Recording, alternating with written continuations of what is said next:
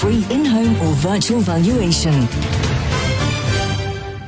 It's 8:20 on LBC. Lots of voices you may recognise on the programme today, not least David Mellets. We have Bushra in Ruislip with us, Chris in Richmond, and Ross Clark, Telegraph and Spectator journalist. Let's go to Rachel in Maidenhead for our next question. Hello, Rachel.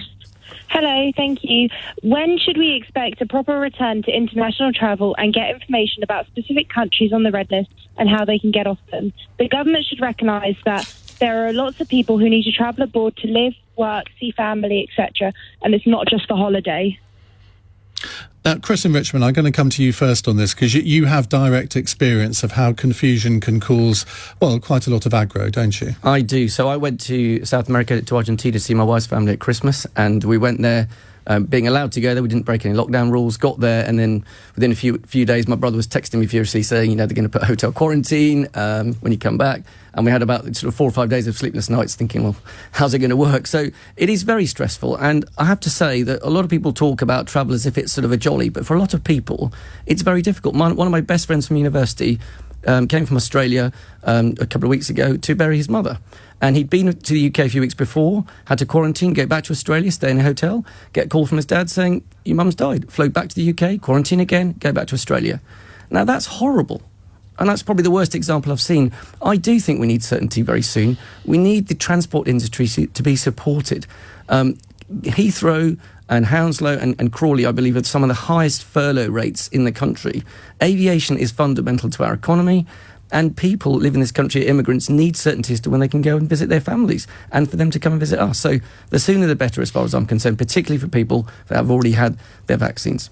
So you think the whole travel system should be opened up normally, so there should be no restrictions at all? I think for the red list countries, I agree that the hotel system needs to stay. But I think for every other country, if you're double jabbed, I have no problem with people travelling and not needing to isolate on the way back. Because as Andrew Castle said a couple of hours ago on LBC, at what point do we allow people to travel again?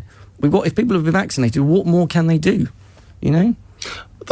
Ross Clark, that's quite a convincing argument, isn't it? You think, well, what was the vaccination programme for if we're not only going to be able to open up the economy, but also to go back to relatively normal travel rules?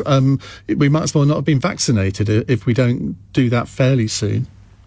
Well, exactly. I mean, this is the absurdity of it. I mean, we're told we're going to need vaccination passports to go to nightclubs and large sports venues and so on the grounds that vaccination supposedly prevents us spreading the disease.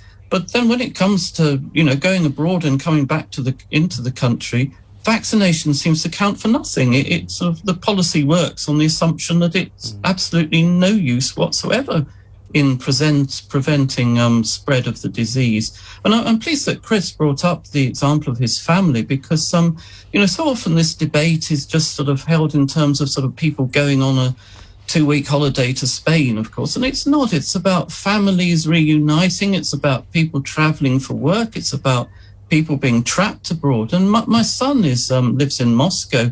He's over for a rare visit for at the moment. He hasn't been here for a couple of years.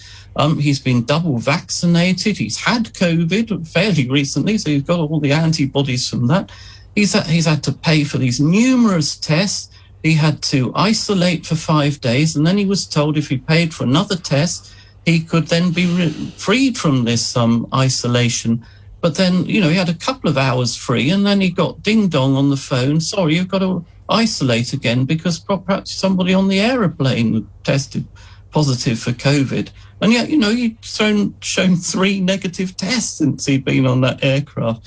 And it's just utterly ludicrous. And I think what's going on here is that the government wants to give us the impression that we're free to travel, yet at the same time, it's officially discouraging us from travel. It's sort of a mental game that's going on, a mind game to achieve some policy. Well, their logic presumably is that the less people travel, the less likely they are to import COVID into the country, and particularly new variants. So there is a certain logic to it.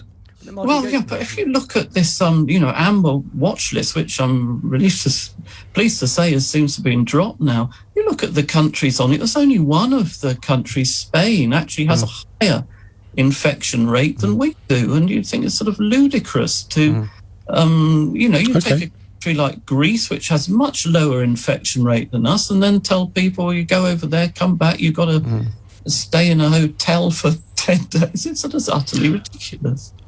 Bushra.